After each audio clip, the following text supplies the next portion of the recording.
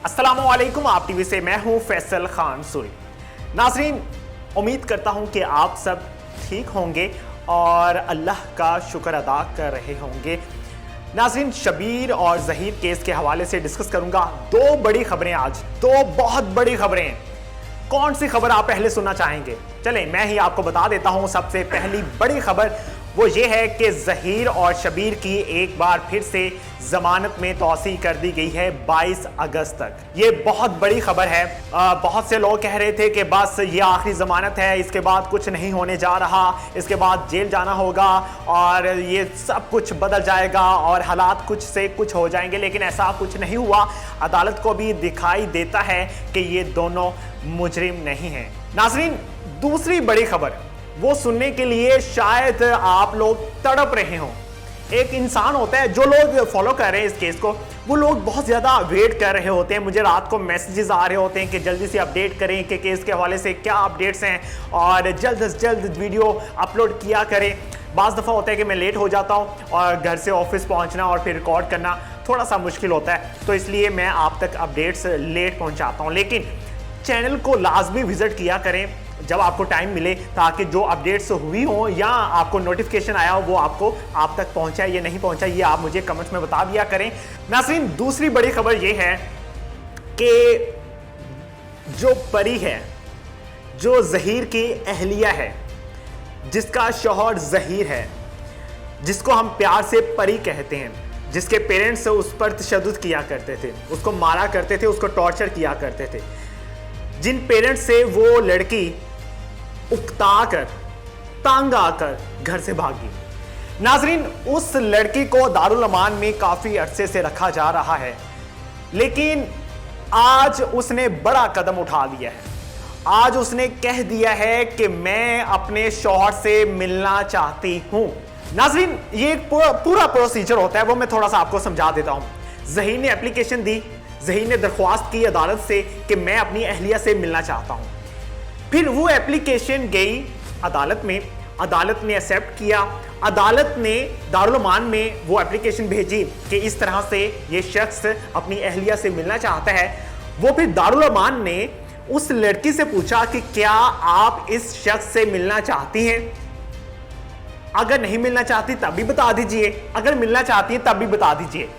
उस लड़की ने कहा कि क्यों नहीं, मैं क्यों नहीं मिलूंगी, वो मेरा शौहर है, मैं उससे मिलना चाहती हूं। मैं तो काफी अरसे से ये कह रही हूं कि मुझे अपने शौहर के पास भेजें, मुझे क्यों रोका जा रहा है, मेरी जिंदगी क्यों तंग बनाई जा रही है, मुझे क्यों मेरी जिंदगी को बर्बाद करने की कोशिश की जा रही है, मुझे डिप्रेशन में भेजने की कोशिश क्यों की जा रही है। उस लड़की ने कहा है, उसने फौरी जैसे ही सुना है कि मेरे शौहर ने एप्लीकेशन दी है अदालत में और वो एप्लीकेशन यहां पे आई है कि क्या आप इस शख्स से मिलना चाहती हैं, तो उसने कहा हाँ मैं मिलना चाहती हूं। उस लड़की ने और कुछ भी नहीं बोला, उसने कहा हाँ मैं मिलना चाहती हूं। उसने इनकार किया, उसने ये नहीं कहा कि किसने कहा है। उनसे पूछा गया उस लड़की से कि आप अपने शौहर से मिलना चाहती हैं, तो उसने फौरी कह दिया कि हाँ मैं अपने शौहर से मिलना चाहती हूं। इससे बड़ी बात क्या हो सकती है कि लड़की भी उस शहर में मौजूद है जहां पे उसके पेरेंट्स रहते हैं। उसके पेरेंट्स ने अभी तक कोई अदालत में एप्लीकेशन नहीं दी कि हम अपनी बेटी से मिलना चाहते हैं। क्या वजह है? वजह यही है और वाज़ेह है कि वो बेटी को अपनाना नहीं चाहते, बेटी के सिर्फ टेस्ट करवा के उसकी तजलील करवाना चाहते हैं, बेटी का मेडिकल करवा के उसकी तजलील करवाना चाहते हैं। एक बिल फर्ज मेडिकल हो गया लड़की का, चले जी जिना साबित हो गया जी, फर्ज कर लिया, हो गया। उसके बाद माँ बाप अपना लेंगे अपनी बेटी को, चले माँ बाप ने भी अपना लिया अपनी बेटी को, कोई तीसरा शख्स उससे शादी करेगा? सोचें। ये आप लोग कहते हैं ना कि हमारी बहन बेटी, तुम्हारी बहन बेटी भाग जाए, इस तरह से इस तरह हो जाएगा, इस तरह हो जाएगा, तुम्हें भी इस तरह से सबक मिलेगा। आप मुझे बताएं, अगर आपकी माँ बहन बेटी इस तरह से उसका मेडिकल करवाया जाए और यह साबित हो जाए कि वो किसी के साथ फिजिकल थी और उसका निकाह भी हुआ था, लेकिन निकाह तड़वाने के लिए आप उसका मेडिकल करवा रहे हैं और कह रहे हैं कि मेडिकल किया जाए, और अगर साबित हो जाए कि ये फिजिकल थे तो इन दोनों को जुदा किया जाए, लड़के को जेल में भेजा जाए और लड़की माँ बाप को दे दी जाए। माँ बाप उसका चार डालेंगे? सोचें जरा, माँ बाप क्या करेंगे? जो वो फिजिकल हुए हैं उसको वापस ले आएंगे? वो पहली हालत में आ जाएगी वापस? नहीं ना। यही आप लोगों को इतने अरसे से समझाया जा रहा है कि उनका इकदाम गलत था, है, रहा है, उन्होंने गलत फैसले लिए हैं। लेकिन जब लड़की और लड़के ने निकाह कर लिया, वो फिजिकल हो गए, वो इज़्दवाजी ताल्लुक में आ गए, फिर लड़की का वापस जाना इंतहाई मुश्किल है इस मुआशरे में। जिस मुआशरे में निकाह तस्लीम नहीं किया जा रहा, वो मुआशरा एक ऐसी लड़की को कैसे तस्लीम करेगा जिस पर इल्जाम दे दिया जाएगा कि वो एक नाजायज ताल्लुक में थी? कैसे तस्लीम करेगा ये मुआशरा? ये मुआशरा मजहबी मुआशरा नहीं है। ये सिर्फ बेवकूफ बनाया जाता है, सिर्फ वीडियोस में ये एक्सप्लेन करके कि लड़की का निकाह करवा दो, इनको जुदा कर दो, इनको अलग कर दो, सिर्फ ये बातें। इसके अलावा इसमें कोई हकीकत नहीं है। आप इसको सच मानिए, यकीन कीजिए। ये जो कमेंट्स करते हैं उनसे किसी से पूछ लीजिए, बगैर लालच के उस लड़की से कोई शादी नहीं करेगा जिसका पता होगा कि ये लड़की गैर इखलाकी हरकत करती रही है, नाजायज ताल्लुक में रही है। नहीं करेगा कोई शादी। अगर करेगा वो या तो बहुत होगा, या तो बहुत पैसे वाला होगा, सिर्फ लड़कियां इस्तेमाल करने वाला होगा, या उसने लड़की से फायदा उठाना होगा। ये कुछ मकासद होंगे अगर वो उससे शादी करेगा।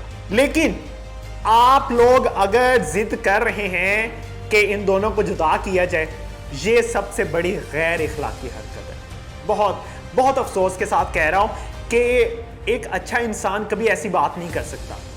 निकाह, दो लोग जो निकाह में हैं, उनका निकाह तड़वाने में आप आगे हैं। और अगर हम ये कहते कि हमने एक कैंपेन स्टार्ट करनी है कि लव मैरिज ना इस मुआशरे में की जाए, इस मुआशरे में कोर्ट मैरिज ना की जाए, वो कैंपेन इस मामला के बाद स्टार्ट की जाती और कहा जाता कि हमारी बहनों बेटियों की हम तरबियत अच्छी करेंगे, हम अपने बेटों की तरबियत अच्छी करेंगे, बेटों को समझाएंगे कि आपने किसी लड़की से दोस्ती नहीं करनी, लड़की को समझाएंगे आपने किसी लड़के से दोस्ती नहीं करनी।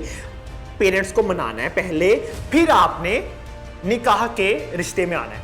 लेकिन नहीं, हमने एक दूसरे को गालम गलौज करना शुरू कर दिया, हमने एक दूसरे पे इल्जामात लगाने शुरू कर दिए, हमने एक दूसरे पे तोहमतें लगाना शुरू कर दी, हमने एक दूसरे के साथ गैर इखलाकी हरकत करना शुरू कर दी। क्यों भाई? ये आपकी तालीमात हैं।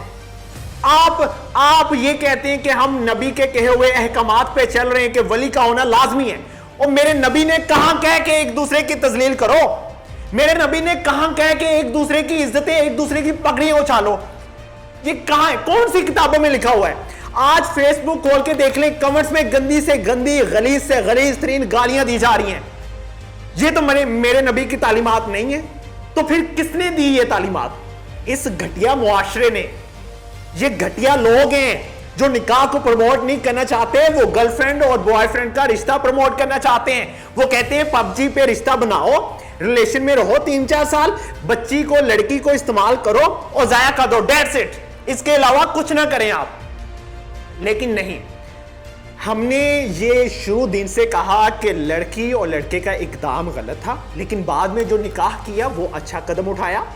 बजाय इसके कि लड़की को ज़ाया किया जाता, लड़की का इस्तेमाल किया जाता, लड़की को कहा जाता कि जाओ दफ़ा हो, जो बस बहुत है, इतना ही बहुत है। अगर लड़की, ये मैं अपने मुआशरे की बात बता रहा हूँ, अगर लड़की, कोई लड़की एक रात भी बाहर रह लेना घर से और पेरेंट्स को मालूम ना हो वो किसी के पास गई या ना गई, ये मुआशरा उस लड़की को जीने नहीं देता।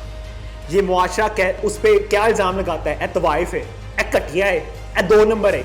ये मुआशरे के अल्फाज होते हैं। बहुत वाज़िया बता रहा हूं। वजह यह कि आप लोग यही सुनना चाहते हैं। आप लोगों को समझ नहीं आती चीजों की।